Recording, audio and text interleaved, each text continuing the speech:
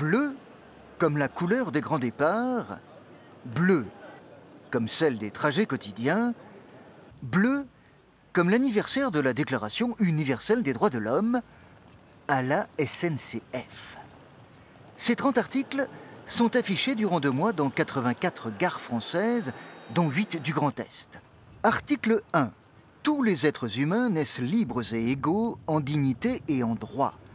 Et bien d'autres choses essentielles, de l'interdiction de l'esclavage au droit à un procès équitable.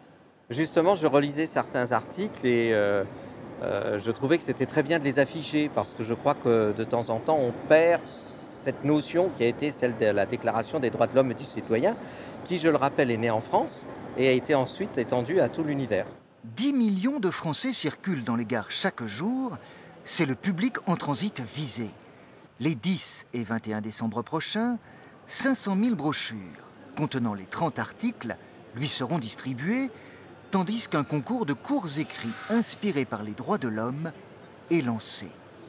Bien qu'on la dise en perte de vitesse, cette déclaration universelle s'impose, entre autres, dans l'Union européenne, avec ses droits civils, politiques, économiques, sociaux et culturels. Et ces droits économiques, sociaux et culturels sont extrêmement importants parce que l'homme doit être libéré, certes de la terreur, mais également de la misère. Et ce n'est que quand on aboutira à cette libération qu'effectivement les droits de l'homme pourront vraiment vivre et qu'ils seront respectés par les États. Durant 2 mois, on peut donc, au départ d'une gare, voyager aussi à travers la politique des États.